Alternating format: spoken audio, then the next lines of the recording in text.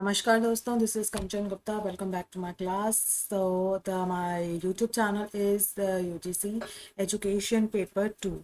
So here we have the class of Marxism and existentialism हम आज पढ़ेंगे, and the last class we have covered the idealism and realism in one class, that is the class 9, and class 10 of the revision series में हम लोगों ने naturalism and pragmatism cover किया था.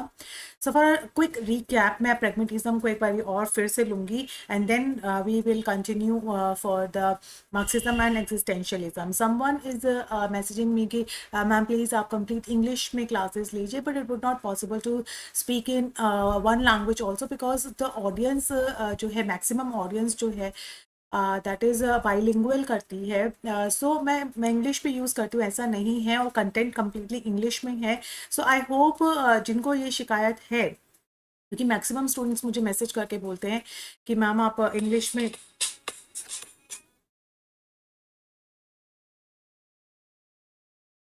English में क्लासेस लीजिए. सो मैं उन्हीं के लिए ये जो है मैसेज भेज रही हूँ. So thank you guys. So this is my number, just a second. Yes.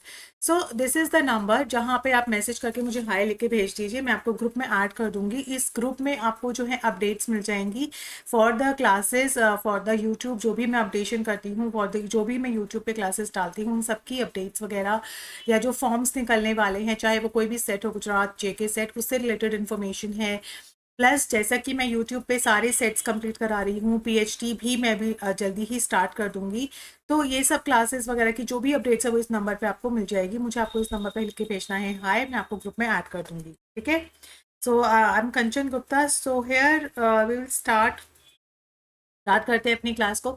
So as I have said कि हम लोग स्टार्ट करेंगे सबसे पहले प्रेगमेटिज्म का एक क्विक रिकैप लेंगे. प्रेगमेटिज्म जो है प्रैक्टिकल लाइफ को, यानी कि प्रैक्टिकल थॉट्स को फोकस करता था. प्रेगमेटिज्म जो है उसको बहुत और भी नामों से जानते थे, जैसे कि प्रैक्टिकल फिलोसफी है, यूटिलिटेरियन फिलोसफी है, या फिलोसफी ऑफ कॉन्सिक्वेंशलिज्म है, इस तरीके से.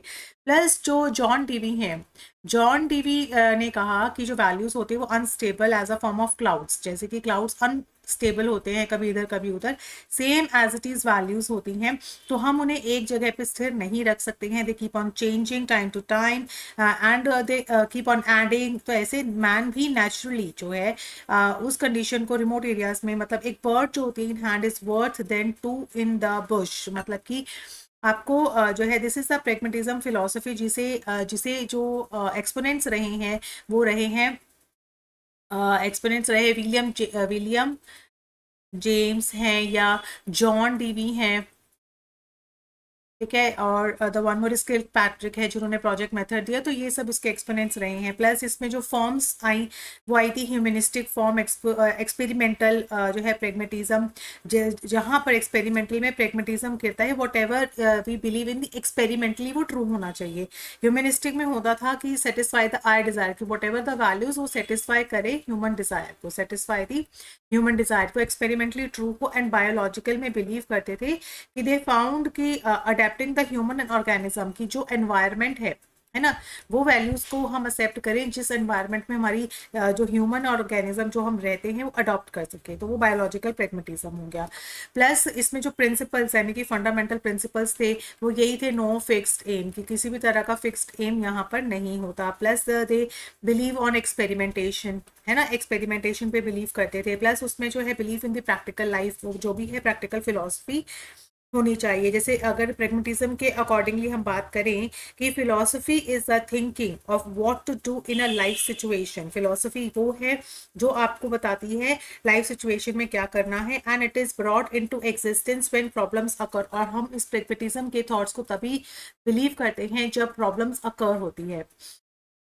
ठीक है. तो जब तक प्रॉब्लम अकर होती है तो दैट मीन हम पहले से उसको डिसाइड करके नहीं रखते, whatever we learn at the during the time of problem occurring. Same John Dewey again said कि आई अफर्म दैट जो प्रेगमेटिक मीन्स होता है only the rule of referring all thinking, all reflective consideration to consequences for final meaning and test. तो ये question भी आ सकता है, मैं आपके लिए यहाँ पे लिख देती हूँ. जो जॉन डीवी है ही सेड कि मैं ये अफर्म करता हूँ क्या करता हूँ कि प्रेगमेटिज्म जो है means only the rule of referring, कि प्रेगमेटिक जो भी है, pragmatic means only the rule of refer करना, यानी कि रेफरिंग ऑल थिंकिंग, वो सोच, वो थिंकिंग जो कि हमारे रिफ्लेक्टिव कंसिडरेशन, यानी कि हम जो सोच रहे हैं उसको कॉन्सिक्वेंस में लाती है। हम सिर्फ वही सोच सकते हैं जिसका कॉन्सिक्वेंस निकल के आता है, जो प्रैक्टिकल लाइफ में यूज होती है। फिर faith in democracy, they believe in the democracy पे बिलीव करते थे, प्लस जो है ट्रेडिशनलिज्म को रिवोल्ट करते थे। ठीक है, जो भी इसके एक्सपोनेंट्स रहे हैं, दे believe in the utility what ever. James William कहते हैं कि ट्रू वो तभी कहलाई जाएगी जब वो यूटिलिटेरियन होगी, कोई चीज़ यूजफुल होगी, तो वो विलियम जेम्स ने कहा। फिर मैन पावर पे बिलीव करते थे कि ह्यूमन जो है, उनमें यहाँ पे ह्यूमन की इंपॉर्टेंस है। फेथ इन द फ्लेक्सिबिलिटी, क्योंकि ह्यूमन की वैल्यू फ्लेक्सिबल है, according to the time change हो जाती है, तो इसमें ऐसा कुछ नहीं कि मैन को फिक्स रहना चाहिए। और स्टिल जो है रियलिटी इन मेकिंग, कि मैन जो है अभी सच्चाई, यानी कि जो ट्रूथ है, जो सच है, उसकी मेकिंग में लगा हुआ है। अब इसी बेसिस पे हमने पढ़ा कि एजुकेशन कैसी होनी चाहिए। एजुकेशन में पहली बात तो ये कि करिकुलम में कुछ भी फिक्स नहीं होना चाहिए, कि चिल्ड्रन जो है वो नई नई चीज़ों को सीखता है और नई नई सिचुएशन में सीखता है। प्लस जो वैल्यूज वो कैरी करता है वो एक्सपेरिमेंटेशन पे बेस्ड होती है। प्लस अगर हम एजुकेशन में ही बात कर रही हूँ, education is a continuous process है, वेयर वी आर, जिसमें जो है बहुत बारी ये क्वेश्चन आता है, जहाँ पर आता है रिकंस्ट्रक्टिंग, मतलब कि यहाँ पर रिकंस्ट्रक्टिंग होता रहता है, रिकंस्ट्रक्टिंग द एक्सपीरियंस, ये अपने एक्सपीरियंस को बार बार कंस्ट्रक्ट करना जो है टाइमली, ये सब किस में आता है, प्रेगमेटिज्म में। राइट, सो अगेन जो है लाइफ सिचुएशंस पे डिपेंड करता है। एंड द करिकुलम जो है यहाँ पर, क्योंकि एजुकेशन की बात कर रहे हैं, तो करिकुलम जो होता है वो एक्टिविटी बेस्ड होता है, लाइफ सिचुएशन पे बेस्ड होता है, एंड प्लस वो इंटीग्रेटेड होता है, किसी एक चीज़ पे फोकस नहीं रहता है। फ्रीडम बच्चे को दी जाती है, ऐसा नहीं है, फ्रीडम शुड बी गिवन, ताकि वो और ऑलराउंड पर्सनालिटी को डेवलप कर सके। करिकुलम, जैसा मैंने बताया कि करिकुलम जो है वो फिक्स्ड नहीं होता है, दे बिलीव कि सर्टेन जो है उसमें चेंजेस जो हैं, देखिए प्रैग्मेटिज्म कहता है कि रिजिड और जो ट्रेडिशनल पैटर्न ऑफ करिकुलम है उसको तो उन्होंने कभी माना ही नहीं है ना। तो उन्होंने कहा कि जहाँ पर उन्होंने वेयर करिकुलम का जो पैटर्न है ना, जहाँ पे water tight compartmentalisation of knowledge जो है ऑफ द डिफरेंट सब्जेक्ट्स के, उन्होंने कभी भी इस चीज़ को फोकस नहीं किया। Even they did not support the laissez faire policy in the curriculum, they only believe there should be a certain degree of organisation in the curriculum. उन्होंने कहा there should be a certain degree of जो है degree of organisation की ज़रूरत है, लेकिन ऐसा नहीं कि वाटर टाइम कंपार्टमेंटलाइजेशन हो कि यही पढ़ना है तो यही पढ़ना है, मतलब नथिंग शुड बी फिक्स्ड। तो कहीं आप देखेंगे water tight compartmentalisation of the curriculum, ये भी जो है प्रैग्मेटिज्म नकारता है, तो यहाँ पे इस चीज़ को याद रखना। ठीक है, फिर जॉन डीवी कहते हैं कि देयर शुड बी करिकुलम, जो चाइल्ड है एंड जो करिकुलम है are simply two limits which we define in a single process, मतलब ये एक प्रोसेस है जिसे हम थोड़ा बहुत डिफाइन कर सकते हैं, बट कंप्लीटली उस पर फिक्स्ड कर देना नहीं होना चाहिए। और करिकुलम में कौन से सब्जेक्ट्स होने चाहिए, reading, writing, counting and physical training जो है, हिस्ट्री, जोग्राफी, इस तरह की चीज़ें जो है, वोकेशनल ट्रेनिंग जो है वो तो होनी ही होनी चाहिए, इंडिस्पेंसिबल पार्ट है वो तो। फिर टीचिंग मेथड्स भी, चाइल्ड इन सोसाइटी में उसे फ्रीली मूव करने दीजिए, अपने हैंड्स ऑन एक्सपीरियंस लेने दीजिए, लेबोरेटरी हैबिट ऑफ माइंड है। एंड ही फील्स की, जो डीवी भी कहते थे कि there should be a reflective, they should develop the reflective thinking in the child. So Dewey focus करते थे, क्योंकि डीवी ने प्रेग्मेटिज्म को एक्सपीरियंस किया, तो उन्होंने कहा कि there should be a reflective, there should be a reflective thinking. Reflective thinking जो है एक बच्चे को डेवलप अपने अंदर करना चाहिए, and they must ask himself कि why this is happening, why things happen, how things happen, तो they should ask from themselves. Plus Kilpatrick है ना, उन्होंने प्रोजेक्ट मेथड बनाया जिसमें उन्होंने कहा कि होल हार्टेडली पर्पसफुल एक्टिविटी की प्रोसीडिंग्स जो हैं वो स्कूल एनवायरनमेंट में होनी चाहिए। उन्होंने इसके बेसिस पे 4 जो है किट पैट्रिक ने जो है प्रोजेक्ट मेथड में 4 जो है स्टेप्स भी दिए या 4 प्रोसेसेस भी दिए, जिसमें उन्होंने कहा सबसे पहले there should be a purposing, purposing होनी चाहिए, किसी चीज़ का पर्पस होना चाहिए, and there should be a planning, and then execute करना चाहिए, उसको कैसे एग्जीक्यूट करना है, एंड देन इवेलुएट कीजिए कि हम कितना सक्सेसफुली उसको अचीव कर पाए हैं। राइट। एंड देन उसके बाद टीचर, टीचर कैसा होना चाहिए, टीचर शुड बी गाइड करे बच्चों को, एंड उसको डायरेक्टर होना चाहिए कि वो सारी चीज़ें कैसे सेट करनी है इन सब चीज़ों का। कि जो प्रैग्मेटिज्म के अकॉर्डिंगली जो टीचर है is not a dictator but only a leader of the group activity. समझे कि टीचर जो होना चाहिए, देयर शुड बी, टीचर कैसा होना चाहिए, मैं इसको इरेज कर लेती हूँ ताकि आपको थोड़ा सा और space. It's a revision time, ये कवर अप मैं लास्ट क्लास में करा चुकी हूँ तो आप उसको देख सकते हो, ठीक है। And teacher, yes, teacher should be, should not be a dictator, मतलब खड़ा होके ऐसा नहीं है वो सारी चीज़ों को डिक्टेट करे, वो कैसा होना चाहिए, गाइड करे चीज़ों को, ठीक है। लीडर हो सकता है, it should be a leader of the group activity, जो भी हो रही है वो लीड कर रहा है लेकिन साथ में मिलजुल के कर रहा है। So he can plan organise the teaching learning situation, लेकिन बच्चों को खुद करना, but he must not impose himself on the children, वो इम्पोज नहीं कर सकता अपने आप को बच्चों के ऊपर कि ऐसा ही करना है, बस हाँ लीडर की तरह वो उनकी हेल्प कर सकता है, that treat them equally as regard of social life जैसे होती है। प्लस डिसिप्लिन होना चाहिए, फ्री पर्पसफुली कॉर्पोरेटिवली जो है होना चाहिए। अगर एक्टिविटीज बच्चे कर रहे हैं तो उसमें कैसे डेवलप करना है, कैपेसिटीज कैसे डेवलप करनी है। अब सर्टन लिमिटेशंस भी वर्क करती हैं हर एक फिलॉसफी के साथ। सो इसमें इनमें बोला गया कि इसमें इंटरनल जो वैल्यूज है ना उनको काफी इग्नोर किया गया। उन्होंने pay a little attention to the spiritual values also, कोई भी स्पिरिचुअल वैल्यूज नहीं थी, एंड इट एडवोकेट्स, उन्होंने only and only utilitarian values को ही प्रमोट किया। तो ये एक एक तरह का लिमिटेशन है, ठीक है। उसके बाद इट बिलीव्स कि जो एक्सपीरियंस है इज ऑल इन ऑल, कि सिर्फ एक्सपीरियंस ही सब कुछ होता है। उन्होंने इस बात पे गौर किया, मतलब इस बात पे फोकस किया, बट ऐसा पॉसिबल नहीं हो पाता है कि सिर्फ एक्सपीरियंस हो, बिकॉज दे मतलब दे इग्नोर्स द एक्यूमुलेटेड जो थ्रू द एजेस, जो सालों से जो नॉर्म्स चलते आ रहे हैं। देखिए कुछ चीज़ें फैक्ट्स हैं, उस चीज़ों को नकार देना ये तो चीज़ गलत है। तो हर चीज़ एक्सपीरियंस के बेसिस पे मतलब रीस्टार्ट हो गया, हर चीज़ को रिकंस्ट्रक्ट वापस से होगा, तो it's a waste of time somewhere. It does not indicate the fixed जो है एजुकेशनल गोल्स को भी इन्होंने जो है डिस्कार्ड किया। तो काफ़ी सारी चीज़ें थी जिसके बेसिस पे लिमिटेशंस जो है यहाँ पे प्रेगमेटिज्म में आई, right. Still moving on to the Marxism, Marxism is also a philosophy.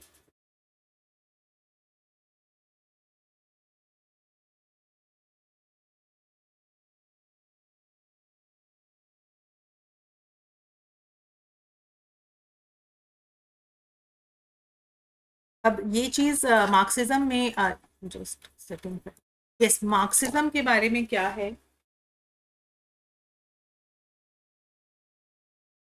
Marxism की जो थ्योरी थी ना, इट्स अ वेरी सिंपल थी एंड प्लेन। यहाँ पे क्लास स्ट्रगल जो है उसके बारे में बात हुई थी।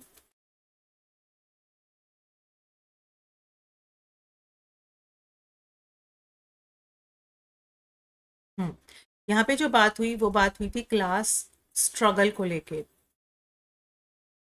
कि यहाँ उन्होंने कहा कि क्लास में जो स्ट्रगल है, मतलब कि ये वो क्लासरूम वाला नहीं है, क्लास मतलब कि डिफरेंट टाइप्स ऑफ जो लोअर अपर क्लास है उनके बीच में जो लड़ाइयाँ हैं, है ना, उनके बेसिस पे उन्होंने थ्री प्रेमाइसेस निकाले थे कि the history of the hitherto existing society is the history of class struggle. Plus जो सोशल लर्निंग ऑफ मैन है डिटरमाइंस दिस कॉन्शियसनेस, कि सोशल लर्निंग की कॉन्शियसनेस है, मतलब Marx he said to be a founder of this conflict perspectives. उन्होंने कहा he has helped through his ideas in understanding the nature of society. कि Marxism जो Karl Marx थे उन्होंने सोसाइटी का क्या नेचर है, नेचर ऑफ सोसाइटी की, जो ऊपर के लोग हैं, मतलब जो अपर क्लास के लोग हैं उन्हें सब कुछ मिलता है, लेकिन जो लोअर क्लास है दे आर कॉन्फ्लिक्टिंग, मतलब they are struggling for their existence, struggling for job, struggling for survival. So ये बात उन्होंने कहा, तो they have given the nature of society, जहाँ पे कॉन्फ्लिक्टिव पर्सपेक्टिव है। He gave the concept of dialectical materialism, जहाँ पर उन्होंने डायलेक्टिक और मटेरियलिज्म इन्होंने दिए दो वर्ड्स, एक दिया डायलेक्टिक, डायलेक्टिक मटेरियलिज्म। अब डायलेक्टिक क्या होता है कि जो आइडिया है it is derived from hazel. ये जो डायलेक्ट का जो वर्ड है वो कहाँ से आया है, हेजल से आया है। And the idea of materialism it is come from the fever batch, FE VER fever batch. But जो Marx थे, he rejected the earlier ideas and presented his concept of dialectical as a new idea of study, जहाँ पर जो dialectical materialism है ये एक नए परिवेश में या नए कहते हैं ना नए आइडिया के साथ मार्क्स ने इसको जो है लेकर आए थे, जहाँ पर उन्होंने बोला कि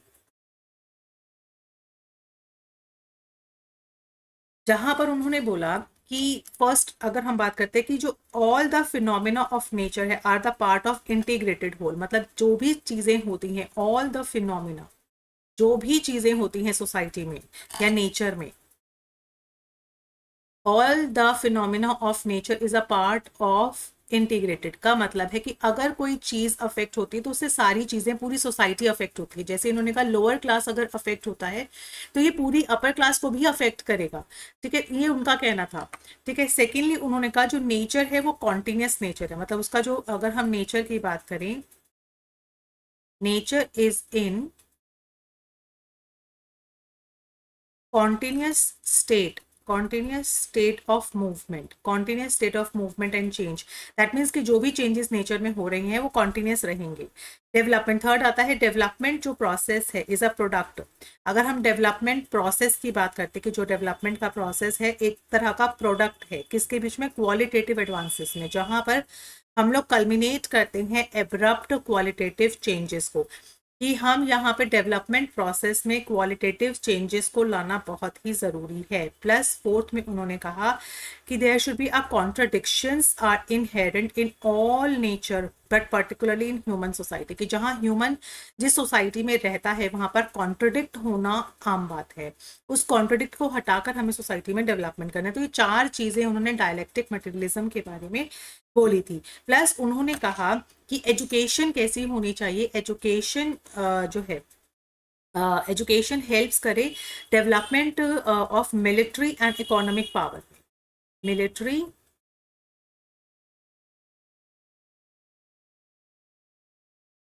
मिलिट्री एंड इकोनॉमिक पावर की डेवलपमेंट हो, ताकि एक क्लासलेस सोसाइटी, एक कम्युनिस्ट सोसाइटी की इस्टेब्लिशमेंट हो।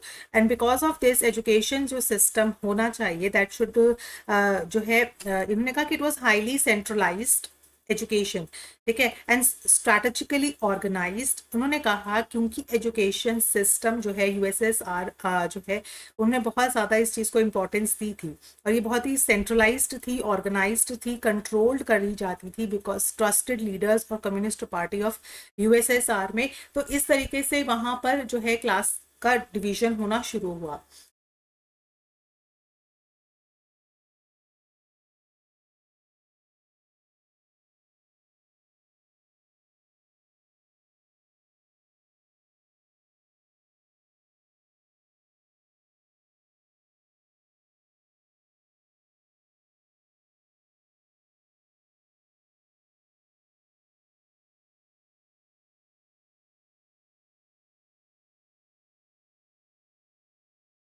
जैसे कि आपको पता है कम्युनिस्ट मैनिफेस्टो था जो कि मार्क्स ने ही पब्लिश किया था, जहाँ पर वो नए नए विचारों की खोज करते थे।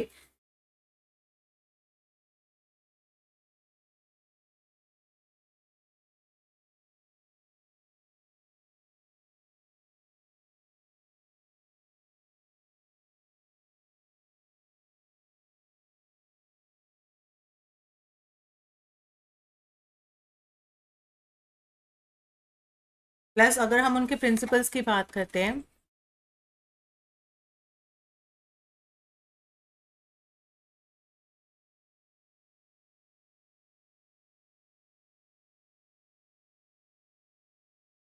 प्रिंसिपल्स की बात करते हैं तो सबसे पहला था division of work, there should be a division of work. Plus उन्होंने कहा कि man is not concern with the absolute idea और the spirit but with the stark reality, से है फुल अपॉर्चुनिटी दी जानी चाहिए क्वालिटी बेसिस पे। प्लस कैपिटलिस्ट जो सिस्टम है इज एब्सोल्युटली रिस्पॉन्सिबल है फॉर द सोसाइटी में। सेल्फ नॉलेज जो है वो होनी चाहिए लोगों को, जो रियलाइजेशन है फ्रीडम का, फ्रीडम की रियलाइजेशन, एक्सप्लॉयटेशन नहीं होना चाहिए, no exploitation. There should be a freedom in the thought and expression of views.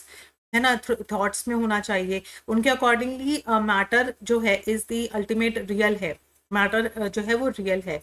And life जो है is not a product of non living matter. ऐसा नहीं है कि जो है लाइफ में नॉन लिविंग मैटर्स हैं, क्योंकि यूनिवर्स में जो है infinite and it will continue to exist, चीज़ें वहीं पर रहेंगी, है ना।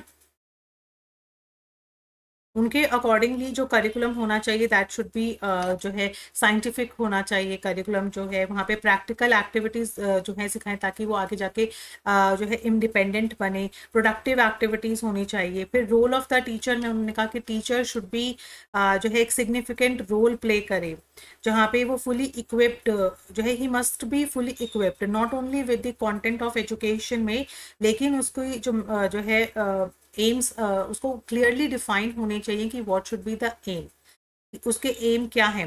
कि he should not have only a mastery of the content, ऐसा नहीं कि सिर्फ मास्टरी ही हो उसको कंटेंट में, बट उसको कॉन्शियस होना चाहिए कि लाइफ में क्या चल रहा है, समझ रहे हो, सोशल एनवायरनमेंट में क्या चल रहा है। और कम्युनिस्ट आइडियोलॉजी जो है, कम्युनिस्ट आइडियोलॉजी से उसको जो है इंफॉर्मेशन होनी चाहिए सारी। तो he should possess the sound health and respect कैसे करनी है कल्चर हेरिटेज की। He should be deep practical sense हो। तो इस तरीके से टीचर को अगर कंटेंट की नॉलेज के साथ साथ प्लस में उसको एक सोशल एनवायरनमेंट की रिस्पॉन्सिबिलिटी क्या होती है, इन सब चीज़ों की नॉलेज भी होना ज़रूरी है।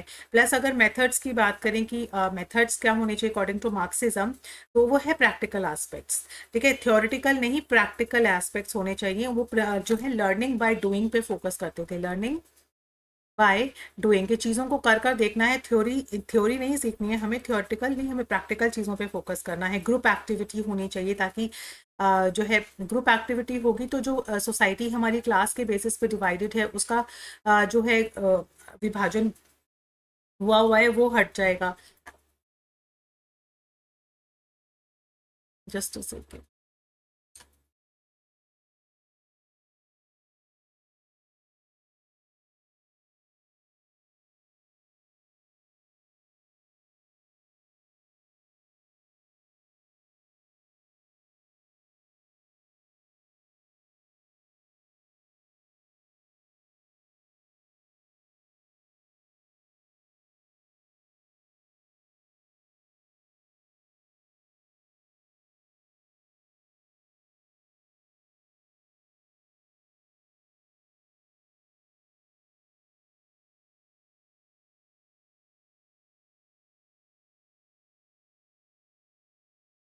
ओके, ठीक है, ठीक है ना, नेचर ऑफ द सोसाइटी हो गया।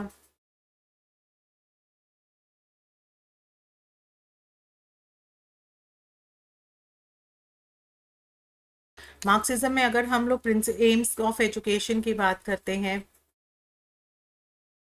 तो सबसे पहले हम कहते हैं मास एजुकेशन। यहाँ पे there should be a mass education, सभी लोगों को पढ़ाने की ज़रूरत है। Each and every individual of the country, physical हो चाहे मेंटल डेवलपमेंट हो, वहाँ पे क्या होना चाहिए, कलेक्टिव एजुकेशन होना चाहिए। देन उसके बाद प्रिपेयर करना state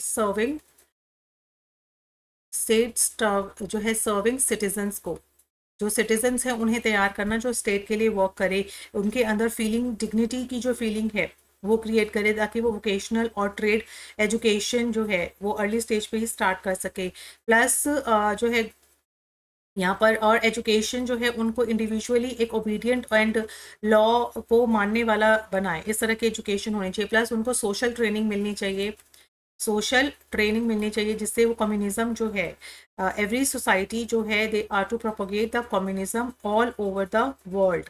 and scientific, vocational and professional education जो है उन्हें पहले ही प्री स्टेज पे ही ईच एंड एवरी सिटीजन को सिखानी चाहिए, ताकि उनमें सोशल फीलिंग डेवलप हो।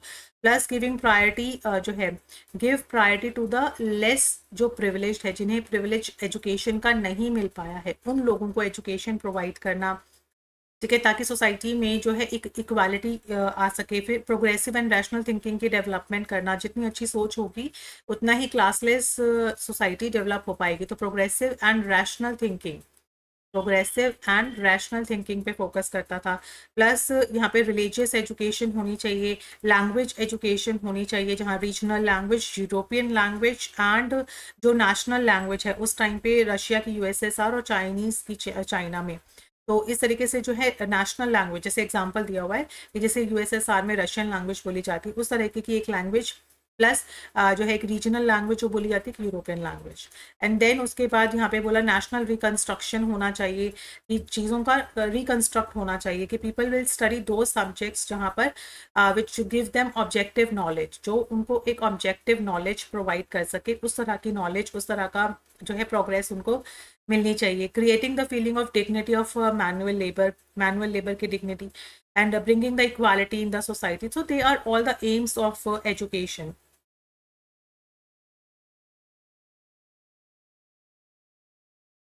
उनके अकॉर्डिंगली सोसाइटी को हमें क्या बनाना है, क्लासलेस सोसाइटी बनाना है। हमारे यहाँ पे जो भी क्लासलेस सोसाइटी की डेवलपमेंट होना बहुत ज़रूरी है। प्लस जो नॉलेज है is not required for own sake, बल्कि for the service of state. They focus कि हमें सर्विस ऑफ स्टेट, हमें स्टेट के लिए काम करना है, ना कि अपने लिए। ठीक है, उनके अंदर जो फीलिंग है ब्रदरहुड की वो आए, क्लासलेस सोसाइटी हो, ऑल नॉलेज के पास सोशल पर्पस हो, जो भी ज्ञान हम बांटे बच्चों को दे वो एक सोशल नॉलेज के बेसिस पे दे, ताकि ब्रदरहुड की फीलिंग जो है, इक्वालिटी की फीलिंग सोसाइटी में डेवलप हो। प्लस जो कॉम्पिटेंस है, अगर हम कहें इन दोज वोकेशनल फील्ड्स में ग्रेटर डिमांड एग्जिस्ट करता है।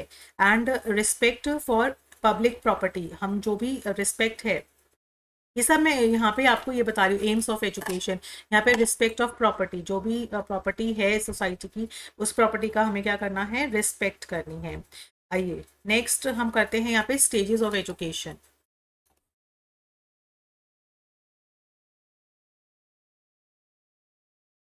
Yes, if you want to ask me something, अगर आपको पीडीएफ जो है इस सारे कंटेंट की पीडीएफ चाहिए, तो आपको JRF माइलस्टोन जो है एजुकेशन, ये ऐप का नाम है, प्ले स्टोर से इसको डाउनलोड कर लेना। यहाँ आपको सारी पीडीएफ्स मिल जाएंगी। मार्क्सिज्म जो भी है, प्रॉपर वेस्टर्न फिलोसफीज जो है, इंडियन फिलोसफीज, सभी जो है यूनिट 1 से लेके यूनिट 10 तक की सारी पीडीएफ्स उसमें अवेलेबल है। तो you just have to download the JRF milestone education. और अगर कोई रिलेटेड इन्फॉर्मेशन आपको चाहिए तो feel free to message me on 7042019330। This is the number. अगर आपको कोई डाउनलोडिंग में प्रॉब्लम हो रही है, या आपको परचेजिंग में प्रॉब्लम आ रही है, तो you feel free to message me on that number. मैं आपको ज़रूर इसका रिप्लाई करूंगी। ठीक है, 7042019330। प्लस इसमें जो है सून विल बी स्टार्टिंग, क्योंकि दिसंबर अटेम्प्ट जो है उसकी नोटिफिकेशन आ चुकी है। 6 to 22 दिसंबर तक में कभी भी पेपर का जो डेट शीट आ जाएगी। So we have to prepare for those days. So for that there will be free classes on my app, so on my app only. तो आप उस पर जाके जल्दी से इसको डाउनलोड कर लीजिए। तो सारी नोटिफिकेशन मैं इसी नंबर पे आपको दूंगी, तो ये नंबर भी सेव कर लेना। ठीक है, आप सेव कर सकते हैं इसको यूजीसी, मेरे यूट्यूब चैनल के नाम से, यूजीसी एजुकेशन पेपर 2। चलिए, ये तो थी इम्पॉर्टेंट इन्फॉर्मेशन। सो चलिए नेक्स्ट चलते हैं अपने इसी मार्क्सिज्म। आई होप ये आपको काफ़ी चीज़ें इसमें मार्क्सिज्म में क्लियर हो गई होंगी। अगर आप इसका फुल पीडीएफ चाहते हो, तो मैंने जैसे कि आपको इन्फॉर्मेशन दी है, अभी इसी नंबर पे आप मुझे मैसेज कर सकते हैं।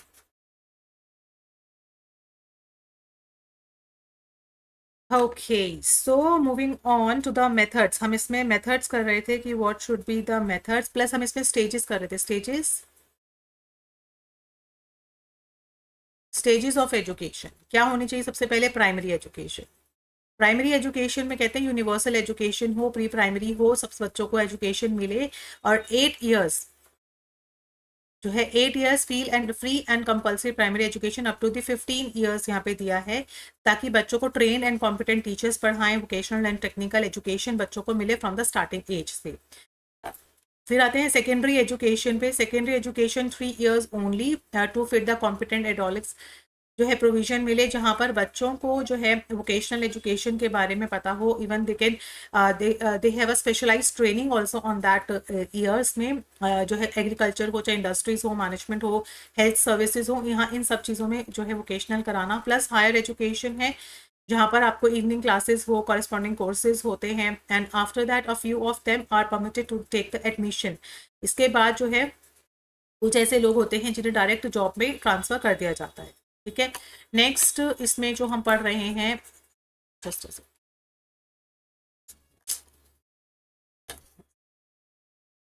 मार्क्सिज्म में अब पढ़ रहे हैं मेथड्स। उन्होंने कौन से मेथड्स को अप्रोच किया कि कौन से मेथड्स जो हैं जिसके साथ बच्चे पढ़ सकते हैं, वो है teaching while walking. Teaching while walking कि if children sit idle in the class their minds will also be passive and dull. अगर बच्चे बैठ के पढ़ रहे हैं तो उनका माइंड भी डल एंड पैसिव हो जाएगा। सो दे शुड जो है अपने माइंड को उन्हें स्लोली स्लोली वॉक कराना चाहिए। If something is taught to them, अगर उन्हें कुछ पढ़ाया गया है, सो वॉक विल जो है walking they will easily group that. And the term teaching method जो है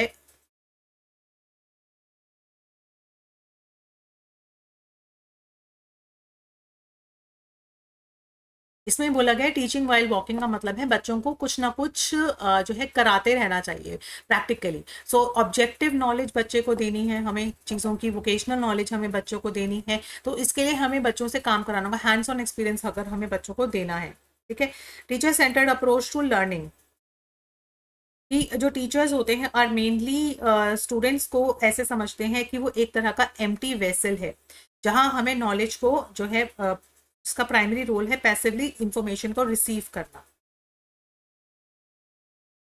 So it is the primary role of the teacher to pass that knowledge and information on to their students. So in this model अगर हम बात कर रहे हैं तो teaching and assessments are को हम एक सेपरेट एंटिटी लेके चलते हैं। तो उनके अकॉर्डिंगली इन्होंने कहा कि हमें जो टीचर्स ऐसी हों जो नॉलेज फिल भी करे प्लस स्टूडेंट सेंटर नॉलेज भी देना बच्चों को ज़रूरी है, जहाँ पर उनका प्राइमरी रोल है बच्चों को हर चीज़ फैसिलिटेट कराना, जिसमें वो स्टूडेंट पोर्टफोलियो भी बनाएगी, क्लास पार्टिसिपेशन में बच्चों को भी डालेगी, उसके मार्क्स भी देगी, स्टूडेंट्स लर्निंग कॉन्टिन्यूसली इसको मेजर भी करेगी।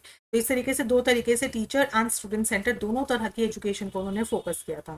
प्लस यहाँ पे इन्होंने कहा डायरेक्ट इंस्ट्रक्शंस देना, जिसमें प्राइमरी स्ट्रैटेजी होती है टीचर सेंटर्ड हो चाहे वो जो है डायरेक्ट इंस्ट्रक्शंस देना। And then inquiry based learning. फिर यहाँ पे मैंने बोला जैसे कि डायरेक्ट इंस्ट्रक्शन प्लस कॉपरेटिव होनी चाहिए, कॉपरेटिव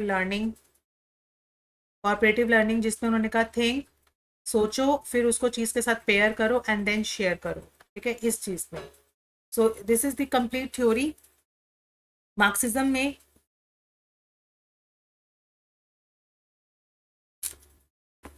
अगर हम टीचिंग मेथड्स की बात करें, टीचिंग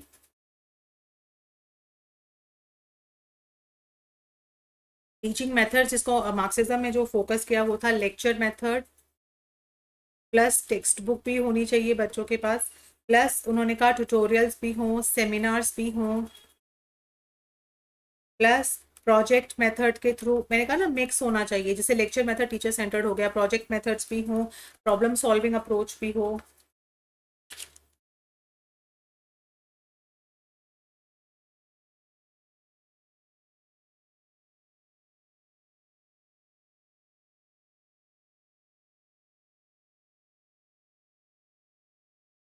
हमें बच्चों को प्रैक्टिकल एस्पेक्ट सिखाना है, मोस्ट मेन फोकस हमारा इसी चीज़ पे आता है। और प्राइमरी लेवल पे हमें सिर्फ only not the mother tongue should be taught, वहाँ पे सेकेंडरी लेवल पे फॉरेन लैंग्वेजेस भी हमें बच्चों को सिखाने ताकि they can communicate with the other countries also, creative works हों, को करिकुलर एक्टिविटीज़ हों। मार्क्सिज्म में ही था जैसे फिजिकल एक्सरसाइज कराना, म्यूजिक, पेंटिंग, ये सब मैंने आप चीज़ों को आपको बता ही दिया है। ठीक है।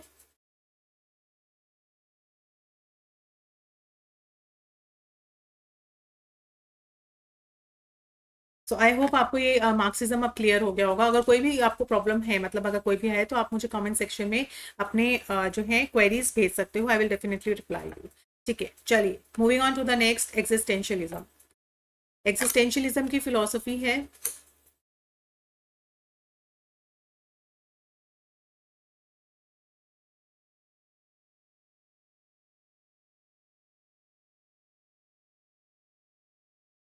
एग्जिस्टेंशियलिज्म में जो सबसे फेमस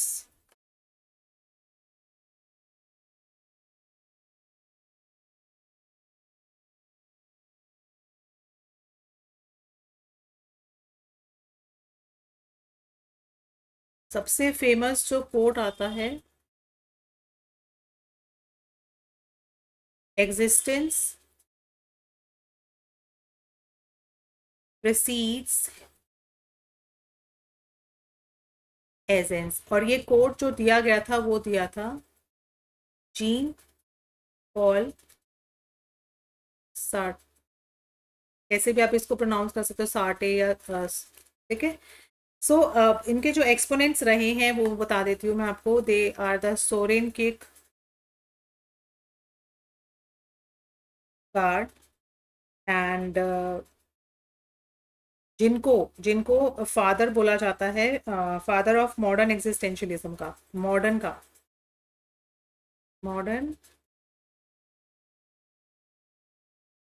एग्जिस्टेंशियलिज्म का। And he is a first European philosopher जिन्होंने एग्जिस्टेंशियलिस्ट का जिनको लेबल मिला था। उनके अकॉर्डिंगली अगर हम सोरेन किरकेगार्ड की बात करते हैं तो subjectivity and intensity should be जो है प्राइज्ड, मतलब should be prized as a criteria of truth and genuineness. That means इन्होंने कहा कि जो सब्जेक्टिविटी होती है, सच्चाई की या ट्रुथ की सब्जेक्टिविटी जो है वो जेन्युइन होती है।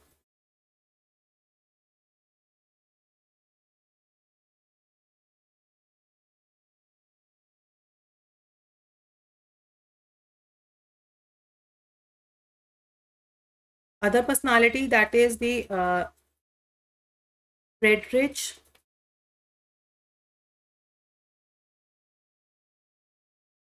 निसाचे, ठीक है, मार्टिन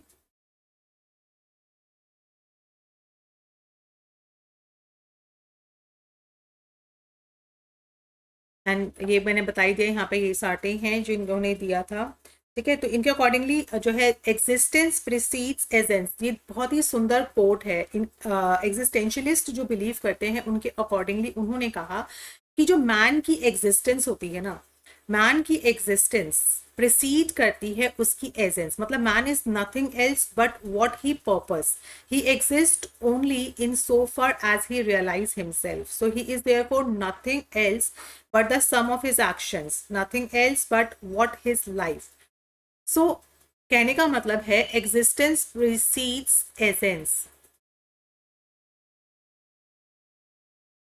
मैन की एग्जिस्टेंस पहले आती है। मैन कुछ नहीं है, man is nothing else but what he purpose, man कुछ नहीं है, मैन पर्पस के लिए आया है।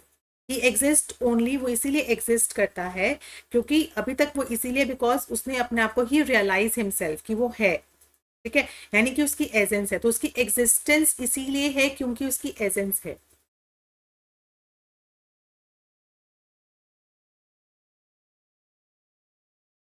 प्लेटो ने भी इसका जो है प्लेटो ने भी इसको वो किया, सपोर्ट किया था।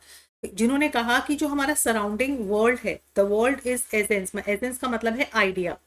ये आइडिया जो है ये प्लेटो ने बताया कि world is a world of agency, मतलब आइडियाज, यानी कि पर्पस ऑफ लाइफ आइडिया, या आप कह सकते हो purpose,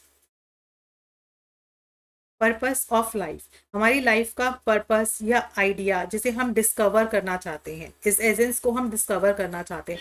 so essence are already there and they precede existence. की एजेंस मतलब आइडिया या पर्पस ऑफ लाइफ तो यही है, यही है, एग्जिस्टेंस लानी है। सो इवन एग्जिस्टेंस जो है, ठीक है, सेल्फ की एग्जिस्टेंस लानी है। तो ये फिलॉसफी इस तरीके से यहाँ पे बनी थी कि एग्जिस्टेंशियलिज्म में मैन को अपनी चॉइसेस को ऊपर रखना चाहिए, मैन की खुद की चॉइसेस हैं।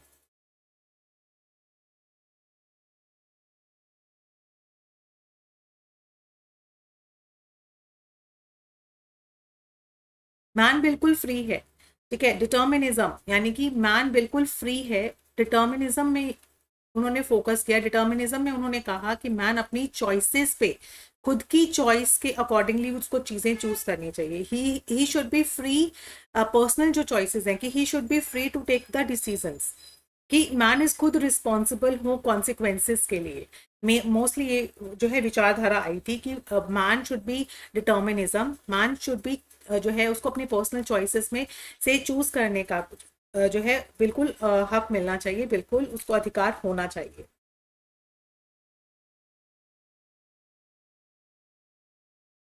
उनके अकॉर्डिंगली जो एग्जिस्टेंशियलिज्म कहते हैं, जो ट्रूथ है, ट्रूथ इज इक्विवेलेंट है, equivalent to, equivalent to faith. Plus उन्होंने जैसे ट्रूथ की बात की है, ऐसे ही उन्होंने चॉइसेस की बात की। ये उनके बेसिक थीम है कि ट्रूथ कैसा है, उनकी चॉइसेस, पर्सनल चॉइसेस होनी चाहिए, एस्थेटिक लाइफ होनी चाहिए, कि एस्थेटिक लाइफ मतलब आर्ट फोकस होनी चाहिए, म्यूजिक बच्चों को सिखाना चाहिए, बच्चों को डांस के फोकस, तो ये एस्थेटिक लाइफ बच्चों को देनी चाहिए। प्लस उन्होंने कहा एथिकल लाइफ होनी चाहिए। अब एथिकल लाइफ में क्या है कि जो है happiness in marriage, businesses, profession, ये एक लाइफ का पैटर्न है कि there should be a marriage, एक इंसान की मैरिज होना, एक इंसान की मैरिज होना प्लस उसको जॉब मिलना, तो ये सब चीज़ें चलनी चाहिए। तो एक एथिकल लाइफ हर किसी का पर्सनल राइट है, जिसमें द चॉइस ऑफ इंडिविजुअल जो है वो लीड करे। फिर गॉड, उन्होंने they believe in the God. क्या कहते हैं गॉड के बारे में कि God culminating of existentialist thinking in the knowledge of God, कि there should be a possibility कि जो यूनियन ऑफ इंडिविजुअल है विद द गॉड होना चाहिए, कि गॉड के साथ उसका साझा, यानी कि गॉड पे फेथ उसका होना चाहिए, जहां पर, तो इस तरीके से मेन फोकस रहा ट्रुथ पे, चॉइस पे, एस्थेटिक एथिकल लाइफ पे एंड गॉड पे, तो ये मेन इनके फोकस रहे हैं।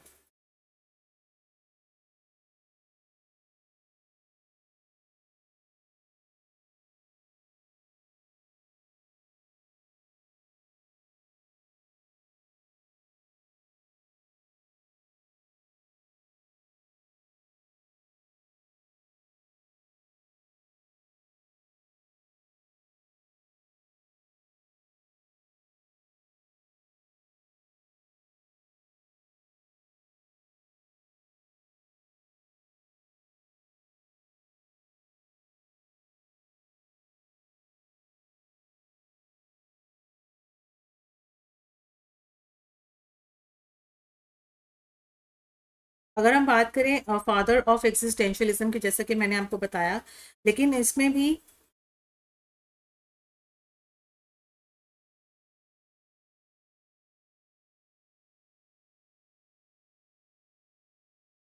है ना, ये बताया ना मैंने आपको कि एग्जिस्टेंस प्रीसीड्स एसेंस हो गया, दैट मीन्स एग्जिस्टेंस ने, एग्जिस्टेंस हुआ है तभी उसने आइडियाज को जन्म दिया, आइडियाज तो पहले से ही नहीं थे, है ना, आइडियाज ऑलरेडी एग्जिस्टेंस था उनका। And there should be a subjective knowledge, ये भी क्वेश्चन आता है कि there should be a subjective knowledge.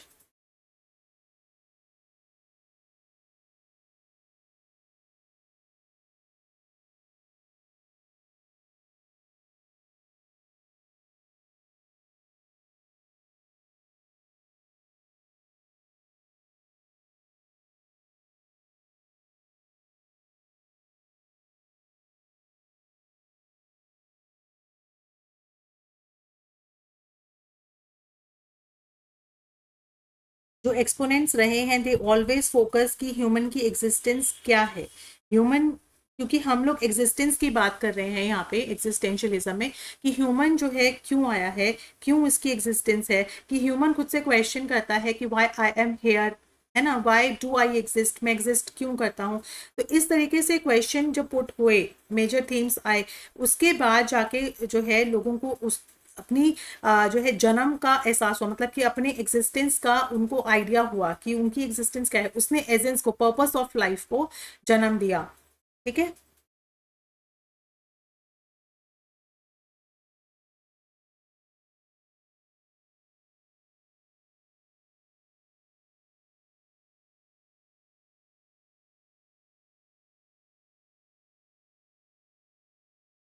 अगर हम डिसिप्लिन की बात करें तो स्टूडेंट्स, चलिए इसको मैं और क्लियर करके आपको बताती हूँ। इतना तो क्लियर हो गया ना आपको, इसमें काफ़ी चीज़ें हैं इन पर्सन्स के बारे में, जैसे सात्रे हैं या केग्यार्ड है, उनके बारे में अगर आपको डिटेल स्टडी करनी है तो आप पीडीएफ मेरा डाउनलोड कर लीजिएगा जेआरएफ माइलस्टोन जो है एजुकेशन ऐप से।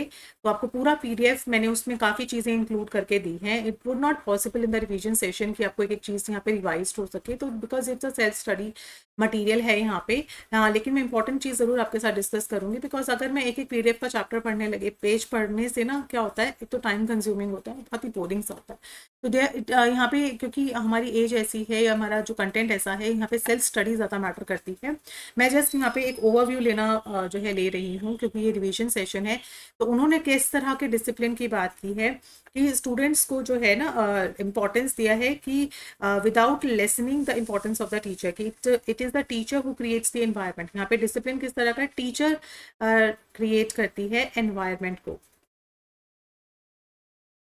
और जो भी जो चेंजेस लाने होते हैं वो टीचर के ऊपर होते हैं। स्टूडेंट्स अचीव, यहाँ पे स्टूडेंट्स जो होते हैं उनके लिए सेल्फ रियलाइजेशन की अचीवमेंट होती है। ठीक है, यहाँ पे बच्चे को हम फुल फ्रीडम देते हैं ताकि डेवलप कर सके उनकी नॉलेज को इनटू सब्जेक्टिव वन में, राइट। एंड देयर सब्जेक्टिविटी क्या होती है, उनको और चीज़ों के बारे में नॉलेज मिलती है, उनका इंटरेस्ट डेवलप होता है, उनकी एबिलिटीज डेवलप होती है। And plus they do not allow the individuality of man to develop. Philosophies जो कि बिकॉज यहाँ पे इंडिविजुअल फ्रीडम को सपोर्ट किया गया है कि एक इंडिविजुअल जो है उसको अपनी पर्सनल चॉइसेस को चूज करने का पूरा हक है। यहाँ पे बेसिकली मॉरल साइंसेस को, कि कौन सा सही है, मॉरल साइंस को फोकस किया है कि कौन सी सही चीज़ है, कौन सी थियोलॉजी इंक्लूड की गई है। ठीक है, जो करिकुलम होना चाहिए वो नीड पर बेस्ड होना चाहिए। Curriculum should be based on needs, students की नीड्स क्या हैं, एबिलिटीज़ क्या हैं, इमीडिएटली वो सोशल और पॉलिटिकल और इकोनॉमिक एंड रिलेटेड जो प्रॉब्लम्स हैं लाइफ की, उससे रिलेटेड जो करिकुलम है इमीडिएट, जिसे हम सॉल्व कर पाएँ, उससे रिलेटेड होना चाहिए। प्लस मेन फीचर अगर हम देखें तो नॉट एग्जामिनेशन सेंटर्ड करिकुलम जो होना चाहिए, exam not examination based.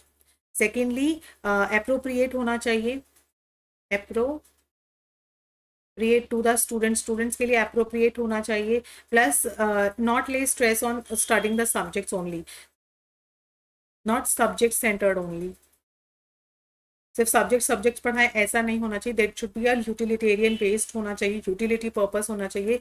Elective जो है सब्जेक्ट्स होने चाहिए, रियलिस्टिक होना चाहिए, रियलिस्टिक सब्जेक्ट्स को रखना चाहिए। It should be based on living, जो एक्सपीरियंसेस हैं वो हमें बच्चों को देना चाहिए। प्लस जो चाइल्ड है to learn about the human suffering, जो ह्यूमन की सफरिंग्स है उसके एग्जिस्टेंस को लेकर इन द सोसाइटी में सफरिंग्स हैं, या उसकी जो एंजाइटी है या डेथ पर्पस है, इन सब चीज़ों को करिकुलम में इंक्लूड करना चाहिए ताकि लोगों बच्चों को अपने लाइफ का पर्पस पता चल सके। कोई ऐसा हिस्टोरिकल इवेंट्स है जो आपकी लाइफ में इफेक्ट डालेगा, वो चीज़, learning should be self based, बच्चे खुद भी पढ़ पाएँ, इस तरह की लर्निंग होनी चाहिए। ठीक है, फाइन आर्ट्स जैसे मैंने आपको बताया, फाइन आर्ट्स है या क्रिएटिव एक्सप्रेशंस है ऑफ द सोसाइटी, ये चीज़ें होनी चाहिए। And curriculum would avoid the systematic knowledge, या कोई स्ट्रक्चर्ड डिसिप्लिन है उसको अवॉइड कर सकता है। And student would be free to select any available learning situation में वो पढ़े, बच्चे को फुल फ्रीडम मिलता है। इसमें अगर हम फंडामेंटली देखें, अगर हम इसके मेन कंपोनेंट्स देखें तो सबसे पहले मैंने जैसे बताया, एग्जिस्टेंस प्रीसीड्स एजेंस, की एग्जिस्टेंस आपको बताएगा कि क्या लाइफ का पर्पस है। प्लस यहाँ पे सब्जेक्टिविटी, इंपॉर्टेंस ऑफ सब्जेक्टिविटी, ये ट्रूथ जो है वो सब्जेक्टिव है। ऑब्जेक्टिव जो है, ऑब्जेक्टिविटी है या जो एब्स्ट्रैक्शन है वो सिर्फ एक हॉलोसिनेशन है, सिर्फ एक भ्रम है। जो नॉलेज है वो सब्जेक्टिव है, राइट। फिर थर्ड आता है मैन फ्रीडम, इंसान को पूरी फ्रीडम है अपने लाइफ के सिचुएशंस में कैसे वो करना चाहता है। ये आइडियलिज्म को क्रिटिसाइज करता है, प्लस नेचुरलिज्म को भी क्रिटिसाइज करता है, ये साइंटिफिक कल्चर को जो है वो करता है,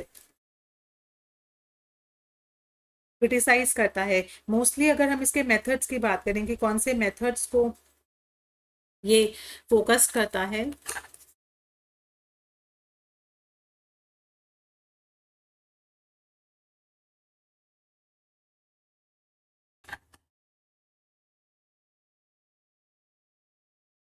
methods should be one individualistic, क्योंकि यहाँ फ्रीडम ऑफ चॉइस है तो वो अपने जो भी जिस भी मेथड से, सेल्फ बेस्ड लर्निंग जिस भी मेथड से वो करना चाहता है, डेमोक्रेटिक या लेजी फेयर इन नेचर में मेथड होना चाहिए। Plus use of reflective thinking, अपने रिफ्लेक्टिव थिंकिंग को करे। अपोजिशन है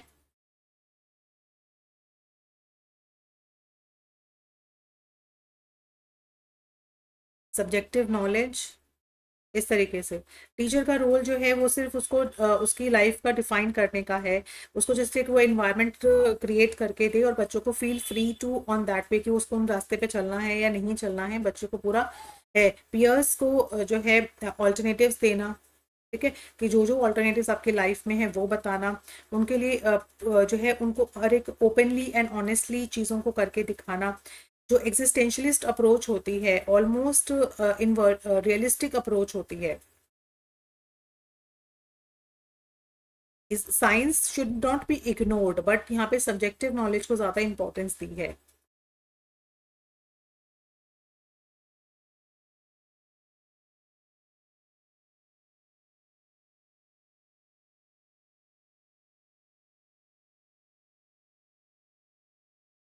प्लस यहाँ पे स्टूडेंट्स अपने आप को बहुत ही फ्री फील करते हैं, कुछ भी अगर उन्हें पढ़ना है under the guidance of teacher, मतलब टीचर की निगरानी में रहते हैं, लेकिन दे आर फ्री टू, जैसे कहते हैं ना, सेल्फ थ्रू इंट्रोवर्जन, अपने इंट्रोवर्जन एक्सट्रोवर्जन के थ्रू अपनी जो है कॉन्सेप्ट को क्लियर करते हैं।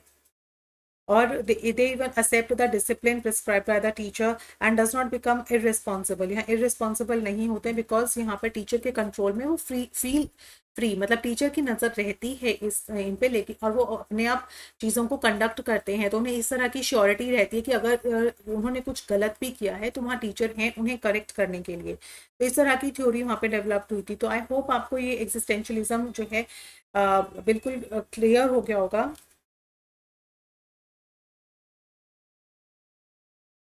जैसे कि यहाँ पे मेथड्स की बात हुई थी, सब्जेक्टिव मेथड है, आइडियलिज्म को नहीं फोकस करता है। मेथड्स तो और भी मेथड्स थे, जैसे they focused on the Socratic method है, या इनफॉर्मल, या मेथड ऑफ इंडक्शन है, या डेवलप करना क्रिएटिविटी को, है ना।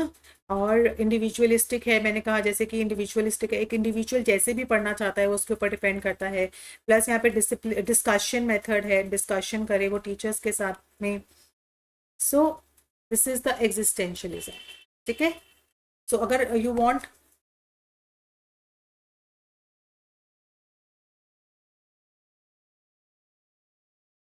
यस, एक बार ये क्वेश्चन भी आता है, आई जस्ट वांट टू, एक सेकेंड, बहुत इंपॉर्टेंट क्वेश्चन मैं आपके साथ डिस्कस करना चाह रही हूँ।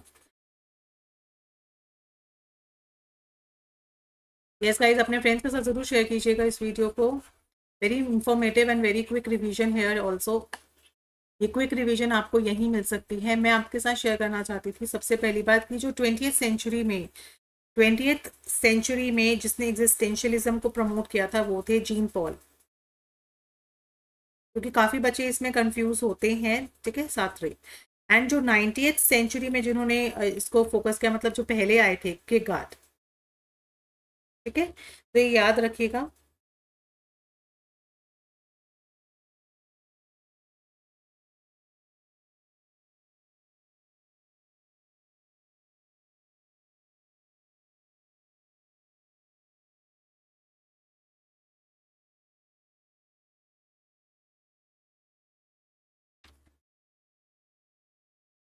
इसमें बहुत सारे I have a questions also कि जो हर एक आपको थ्योरी के बारे में बताएगा, इससे आपकी थ्योरी भी बहुत अच्छे से क्लियर हो जाएगी। जैसे अगर मैं आपके साथ एक छोटा सा क्वेश्चन अगर आपके साथ शेयर करूं for the just for the, जैसे अगर यहाँ पे लिखा है, मान लीजिए आइडियलिज्म है, यहाँ लिखा है रियलिज्म,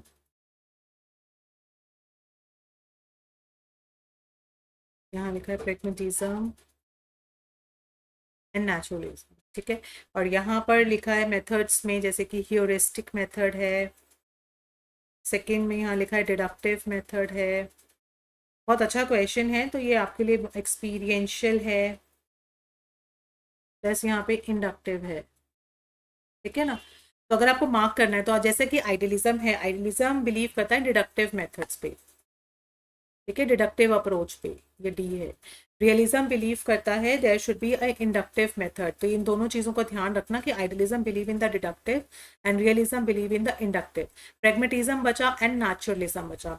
अब प्रेगमेटिज्म कहता है कि चीज़ों को खुद कर कर देखिए, यानी कि चीज़ों को एक्सपेरिमेंट्स खुद करके देखिए। प्लस नेचुरलिज्म कहता है ह्यूरिस्टिक मेथड पे।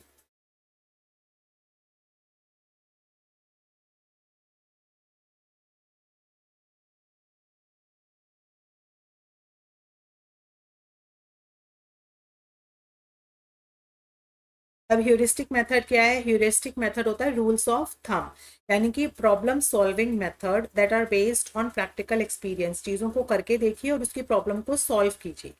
ठीक है, तो इसीलिए ह्यूरिस्टिक यानी कि क्विक फिक्स करना, to solve the minor problems को जल्दी से फिक्स कर देना। जैसे कॉमन सेंस होती है ना, इसे यूज फॉर प्रैक्टिकल जजमेंट के लिए कि क्या सही है क्या गलत है, अगर हम कोई चीज़ गलत करें।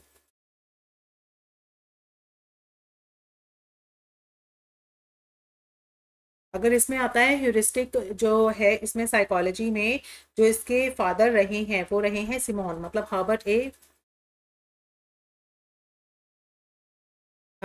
ए सिमोन, जिन्होंने 1950 में इस कॉन्सेप्ट को इजाद किया था, कॉन्सेप्ट लेकर आए थे। इस कॉन्सेप्ट में मैंने आपको बताया ह्यूरिस्टिक मतलब प्रॉब्लम सॉल्विंग।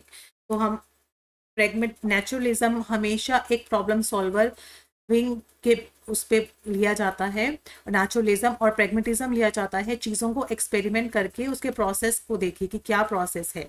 ठीक है, तो ये चीज़ों में डिफरेंसेस आपको पता होने चाहिए कि क्या क्या डिफरेंसेस हैं, ताकि आप क्वेश्चंस को बड़े आराम से क्रैक कर सको।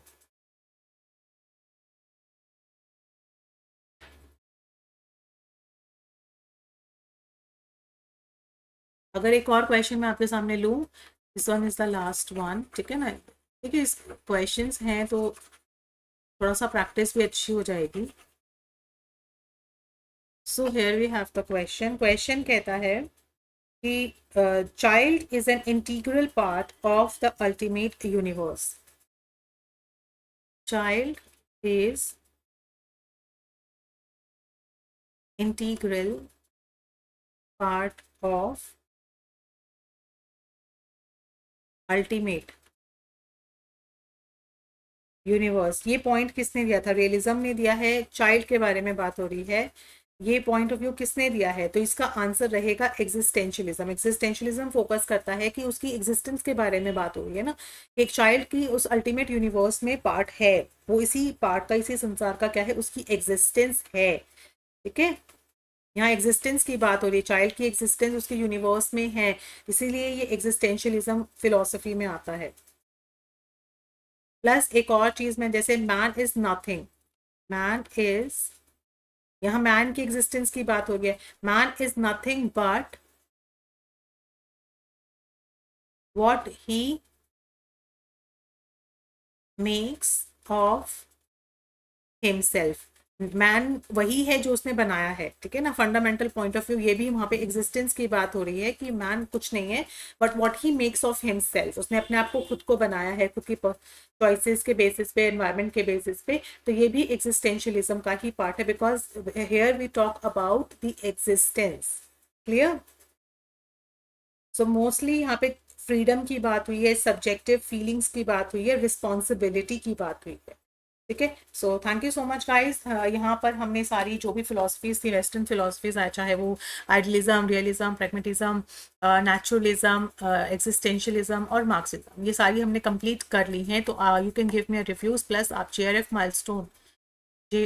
माइलस्टोन को डाउनलोड ज़रूर कर लीजिए फॉर PDF।